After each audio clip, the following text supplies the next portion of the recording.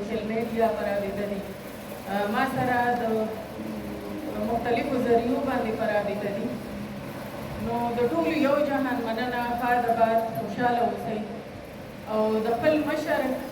طاهر بھائی ایوب شاه صاحب ډېره مننه ستاسو د راتګ او د ټولو د راتګ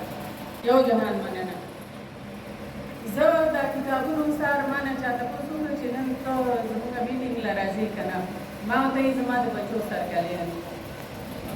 نو هغوی راپورې ډېر وخندل دا کتابونه تخلیق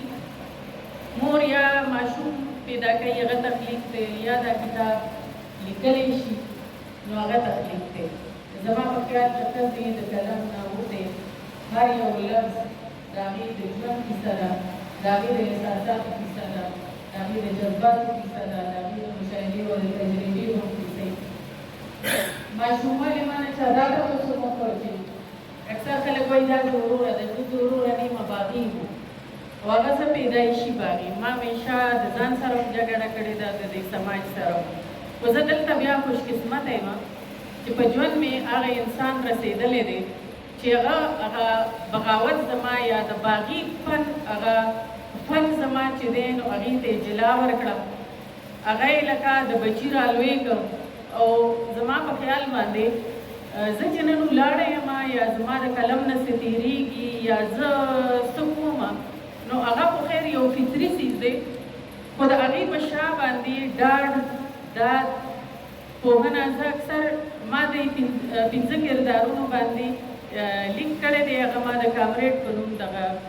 ناول کړی دی انتصاب د هغه په نوم دی او هغې کې ما لیکلي چې د خپل فکري ملګري فکري سیاسي ملګري د ژوند ملګري نو دا مبارز دی خو دا داسې مبارز نه دی په حقیقت کې زه چې هر کله خبره وکړم هر کله سوچ وکړم نو د دې انسان ژوند د دې انسان عمل د دې انسان لکه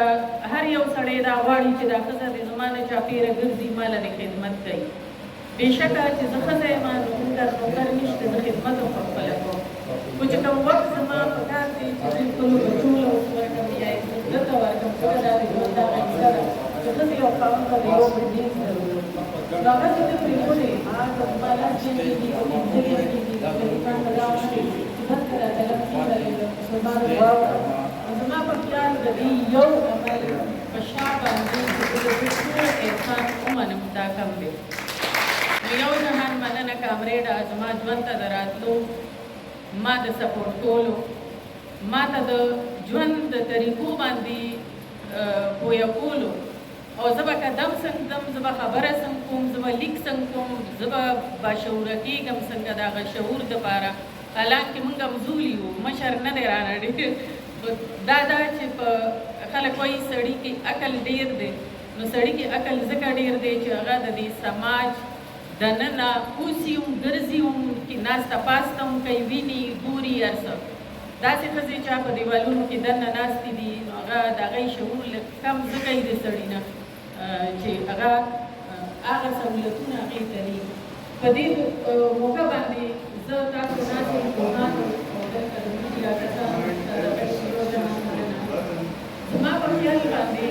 د باډر نه آخوا د کوهام نه آخوا چې کومې تورې تیارې خورې دي او زما هغه بینا خویندې چې کومو لاسونو کې قلم د غم په غورګا او په څادر کې بندې دي او هغوی هم د کور چاردیوارۍ کې بندي شوي دي یا کوم او د زړه نه دا اواز هم اوچتوم چې خدای پاک هغه تورې تیارې لرې کړي چې زما دغه خویندې رانږدې شي او موږ بیا یو بل سره کینو موږ یو بل سره خبرې وکړو او دا زموږ د قلم دا سفر چې دی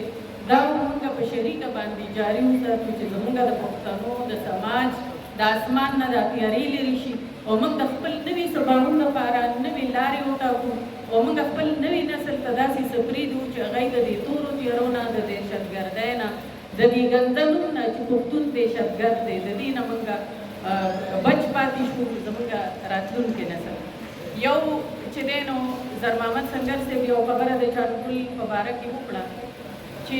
یوه ښځه د هغې ته هغه پټکې اچوي نو ناشونې خبره ده بېشکه چې د پښتون په سماج کې پښتون ټولنه کې دا یوه ناشونې ده دغه چانګل چې ما کله لیکه دا د سلیم راز بابا ارمان او هغه له ما ارمان پوره کړی و. نو یو نظریاتي ملګري یو فکري ملګري بابا مې خدای دې وبخي هغه ما ته یو لار ښولې وه او هغه ما ته ویلي وو چې دا زما ارمان دی دا ته پوره کړه. ما په دغه حواله پوره کړی و. خو چې قلمکار څه لیکي د هغه د قلم نه وځي نو هغه به داسې یوه لار ښایي چې ناشوني خو هغه پوره شي. نو زما په خیال دغه زما یو ارمان دی چې هره یوه ښځه دې سرداره شي، هره یوه ښځې د حاکمه شي، د هرې یوې ښځې له لاسو له دوره طاقت راشي چې هغه د خپل تقدیر فیصله په خپله وکړي. نو دغه باندې تاسو ټول امین ووایئ او په دغه امین به د نظر رخصت شم. یو ځل بیا ستاسو ډېره ډېره مننه.